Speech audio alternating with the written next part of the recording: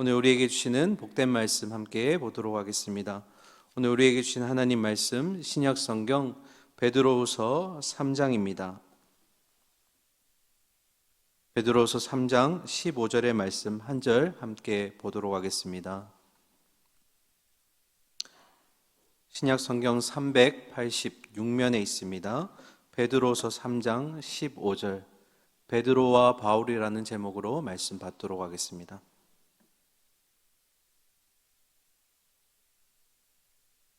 15절 말씀 함께 읽도록 하겠습니다. 또 우리 주의 오래 참으심이 구원이 될 줄로 여기라. 우리가 사랑하는 형제 바울도 그 받은 지혜대로 너희에게 이같이 썼고. 아멘. 오늘 이 새벽 시간에는 오늘 베드로가 처음으로 그리고 언급했던 바울을 통해서 우리 베드로와 바울 관계를 통해 오늘 우리 교회 성도들의 모습을 함께 나누도록 하겠습니다. 15절에 베드로가 바울을 향해서 우리가 사랑하는 형제 바울이라고 기록하고 있습니다. 여러분, 베드로와 바울의 관계는 갈라디아서 2장을부터 시작하게 됩니다. 2장 11절에 보면 이렇게 말씀이 기록되어 있습니다. 게바가 안디옥에 이르렀을 때에 책망받을 일이 있기로 내가 그를 대면하여 책망하였노라. 여기서 게바가 누굽니까? 베드로죠. 이 베드로를 바울이 책망할 일이 있어서 내가 그를 책망했다라고 얘기하고 있습니다. 여러분, 책망은 남을 꾸짖는 것을 얘기합니다. 그런데 이 본문의 문자적인 의미의 책망은 단순히 그냥 지적하는 것이 아니라 죄 아래에 놓여 있는 상태, 즉 다시 말하면 바울이 베드로를 책망했다는 책망은 그 책망 이상의 의미를 담고 있는 것입니다. 그런데 여러분, 누군가를 책망하려면 보통 서로가 동등한 관계에 있을 때 책망을 하게 됩니다. 그런데 사도의 모습으로 봤을 때 베드로와 바울은 사도의 동격인 관계이지만 그러나 바울에게 있어서 베드로는 아주 큰 선배 같은 존재입니다. 그러니까 베드로는 바울에게 있어서 사도 중에 가장 선배격 되는 그런 사도입니다. 그런 베드로에게 지금 바울이 책망하고 있는 것입니다. 예를 들어서 군대로 따지면 이제 막 훈련을 끝내고 자대 배치를 받은 후임병이 그 안에 있는 지휘관을 향해서 모든 장병이 있는 데서 지금 책망하는 것이고, 또 회사로 따지면 이제 막 면접을 마치고 들어온 신입사원이 모든 사원이 보는 앞에서 회장을, 사장을 이렇게 책망하는 것과 어떤 같은 모습인 겁니다. 책망하는 것도 우리에게 봤을 때는 바울이 베드로를 이렇게 생각할 수도 있는데, 근데 더 놀라운 것은 책망하는 것으로 끝난 것이 아니라 이 책망의 내용을 성경에 기록하여서 2000년이 지난 지금 우리도 그 책망을 지금 내용을 보게 했다라는 것입니다. 어떻게 보면 좀 잔인할 수도 있고, 아니 책망하면 끝나면 됐지 이렇게 기록을 해가지고 수천 년 동안 사람들이 보게 만드는, 그럼 도대체 무엇이 그렇게 책망하게 중요한 문제였을게 이렇게 바울이 베드로를 책망했고 또 책망했을 뿐만 아니라 그 내용을 기록에 남겼을까라는 것입니다. 이어서 갈라디아서 2장 12절에 보면 이렇게 기록되어 있습니다. 야고보에게서 온 어떤 이들이 이르기 전에 게바가 이방인과 함께 먹다가 그들이 오매 그가 할례자들을 두려워하여 떠나 물러가매. 여기서 야고보에게서 온 어떤 자들은 동일한 의미로 할례자들이라고 지금 기록하고 있습니다. 본문에 이들이 어떤 목적으로 지금 이 안디옥 교회를 방문했는지는 모르지만 당시에 기독교 교회 초대교회의 중심이었던 예루살렘의 상황을 먼저 살펴보면 예수 그리스도를 통해서 구원받은 그들이었고 하나님의 은혜로 교회가 세워졌습니다. 하지만 이들 가운데 아직까지도 이방인들 하면 이 하나님의 공동체에 함께 속해 있다는 것이 여전히 유대인들에게는 불편한 마음의 인식을 가지고 있었다라는 겁니다. 예수 그리스도 안에 구원을 받았지만, 그리고 교회가 세워졌지만 여전히 유대인은 유대인의 관습대로, 그리고 이방인들은 함께 할 수 없다라는 그런 마음들이 아직 이 초대교회 이 시기에 남아 있었다라는 겁니다. 그런데 베드로가 이 이방인들과 함께 지금 식사 교제를 하고 있는 장소입니다. 그런데 야고보에게서 온 어떤 자들, 할례자들이 이들을 찾아왔다라는 얘기를 듣자마자 베드로가 두려워하여, 그들을 두려워해서 그 자리를 파하고 도망갔다라는 겁니다. 그러면 베드로는 왜 그들을 두려워했을까요? 왜 이들이 온다는 소식만 듣고도 이 식사 교제 자리에서 떠나간 것일까? 유대교에 있어서 식사 교제의 의미는 굉장히 중요하다는 것을 다 알고 계실 겁니다. 이 식사 교제라는 것은 하나님 앞에서 식사하는 것과 마찬가지라고 생각했고, 그 주인이 받는 축복을 식사 자리에 함께 있는 사람들이 함께 받을 수 있다라고 생각할 정도로 유대인에게 있어서 식사 교제의 자리는 굉장히 중요한 자리입니다. 그래서 이 당시 때 식사 교제에 있어서 유대인들 말고 다른 누군가가 이 자리에 끼어든다는 것은 그들에게 불편한 일이었습니다. 그런데 베드로는 사도행전 10장에 보시면 이방인 고넬료와의 사건을 통해서 이 식사 문제, 그리고 이방인에 대한 어떤 구원의 문제가 더 이상 유대인의 관습대로 되지 않는다는 새로운 진리를 경험하게 됩니다. 이 이방인 고넬료를 통해서 세례를 받는 모습을 보았고, 그리고 이 이방인 고넬료가 하나님의 자녀되는, 세례를 주게 되는 이런 놀라운 장면을 베드로가 함께 하게 되었다라는 것입니다. 그 사건을 경험했던 베드로가 예루살렘으로 넘어와서 이 사건을 그들에게 보고하게 됩니다. 한번 보시면 사도행전 11장에 이렇게 기록되어 있습니다. 유대에 있는 사도들과 형제들이 이방인들도 하나님의 말씀을 들었다함을 들었더니, 베드로가 예루살렘에 올라갔을 때 누가 비난했다고요? 할례자들이 비난하여 이르되 내가 무할례자의 집에 들어가 함께 먹었다 하니. 베드로가 고넬료 사건을 얘기하면서 이방인도 세례를 받고 하나님 자녀가 되었다라는 이 소식을 전하게 되자 예루살렘 교회는 이제 불편함이 생깁니다. 그리고 두 개의 파로 나눠집니다. 첫 번째 파는 이방인들도 회개하고 믿음을 가지게 되면 주님 안에 우리는 한 가족이 될 수 있다라는 내용이었고, 또 한 가지의 파는 아니다, 아무리 믿음이 우리에게 주어졌다 할지라도 이방인들은 여전히 구별되어져야 한다라는 이들이 있었다라는 겁니다. 그럼 이 할례파는, 할례자들은 어느 곳에 속할까요? 뒤에 속하는 겁니다. 아무리 믿음이 있다 할지라도 유대인과 이방인들은 서로 다르다, 혈통적으로 인정할 수 없다.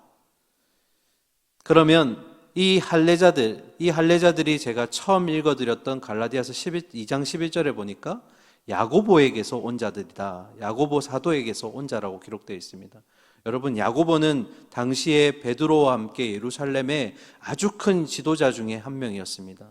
그런데 똑같은 사도이면서 지도자인 야고보가 이 할례파들을 보냈다, 뭔가 좀 이상하죠. 그럼 이들은 진짜 야고보에게서 온 자들일까? 사도행전 15장 24절에 이렇게 기록되어 있습니다. 우리 화면 보면서 같이 읽으실까요? 시작. 들은즉 우리 가운데서 어떤 사람들이 우리의 지시도 없이 나가서 말로 너희를 괴롭게 하고 마음을 혼란하게 한다 하기로. 아멘. 누구의 지시도 없이요?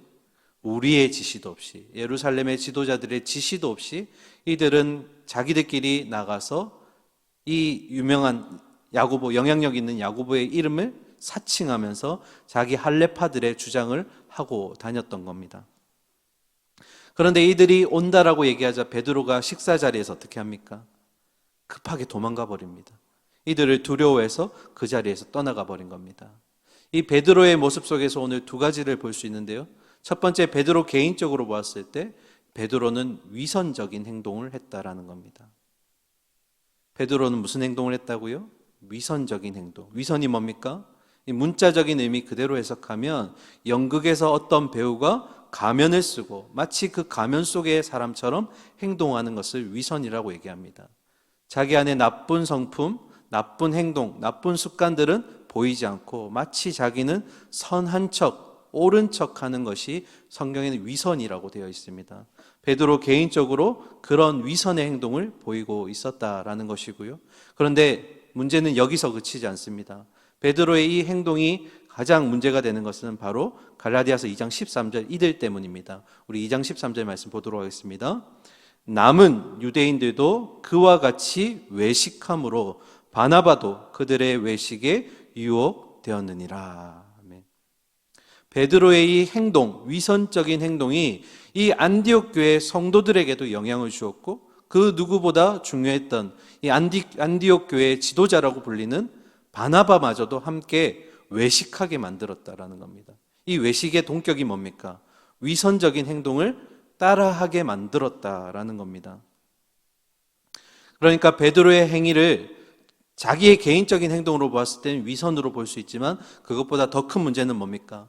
이 베드로의 행동을 안디옥 교회의 지도자였던 바나바와 그리고 그 동료들에게도 똑같은 위선을 하는 원인으로 제공했다라는 겁니다.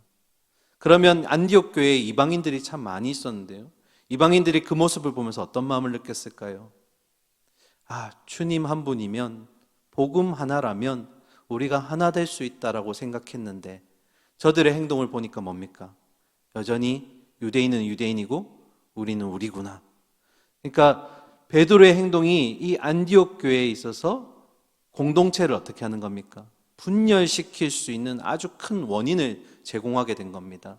어쩌면 유대인대로 이방인대로 그렇게 교회를 분열시키는 원인을 이 베드로가 지금 행동을 통해서 보여주었다라는 것입니다. 이 장면을 바라본 안디옥 교회들의 마음이, 성도들의 마음이 어땠을까요? 아무리 구원받았다 할지라도 유대인들과 이방인들은 하나 될 수 없구나, 복음은 하나 되게 만들 수 없구나, 이런 마음을 생기게 할 수 있었다라는 겁니다. 여러분, 복음은 절대로 사람을 나누지 않습니다. 모든 사람에게, 비천한 자이든 아니면 소외된 자이든 이방인이든 하나님은 복음을 다 주신 줄 믿습니다. 이게 우리에게 주신 진리인데요, 이 진리가 흔들리니까 바울은 사도 중에 가장 막내격됨에도 불구하고 베드로를 뭐 하는 겁니까? 책망하는 겁니다. 마지막 2장 14절 보실까요? 갈라디아서 2장 14절. 그러므로 나는 그들이 복음의 진리를 따라 바르게 행하지 아니함을 보고 모든 자 앞에서 게바에게 이르되, 내가 유대인으로서 이방인을 따르고 유대인답게 살지 아니하면서 어찌하여 억지로 이방인을 유대인답게 살게 하려느냐 하였노라. 아멘. 지금 바울의 책망이 뭡니까? 베드로, 당신은 유대인이지만 유대인의 간습을 따르지 않는 주님 안에서 하나됨을 보여주기 위해 이방인처럼 행동하면서 정작 이방인인 그들에게는 유대인의 관습을 보여주는 그런 역설적이고 위선적인 모습을 지금 보여주고 있습니다. 이 모습은 교회를 분열시키는 아주 중요한 원인이 될 수 있습니다. 그래서 이 행동에 대해서 책망했다라는 것입니다. 그러면 여러분, 바울이 책망한 것에 대해서 베드로가 어떻게 반응했을까요? 이제 본문으로 돌아오실 텐데요, 갈라디아서 2장에서는 베드로가 그 후에 바울에 대한 어떤 행동을 보였는지, 책망에 대해서 어떻게 반응했는지 나오지 않습니다. 그러나 우리가 이 이후에 바울을 향한 베드로의 시선이 어땠는지를 오늘 우리 본문을 통해서 답을 주고 있다는 겁니다. 정리하면 바울의 책망이 있을 때 성경에서는 베드로의 입장에 대해서 소개하고 있지 않지만, 그러나 이 후백격되는 바울이 많은 사람들이 보는 앞에서 베드로를 책망했을 때 베드로는 어떤 마음이었을까라는 것을 우리가 간접적으로 볼 수 있는 본문이 오늘 우리가 읽었던 베드로서 3장 15절 말씀입니다. 우리 마지막이니까 한번 읽도록 하겠습니다. 3장 15절입니다. 시작.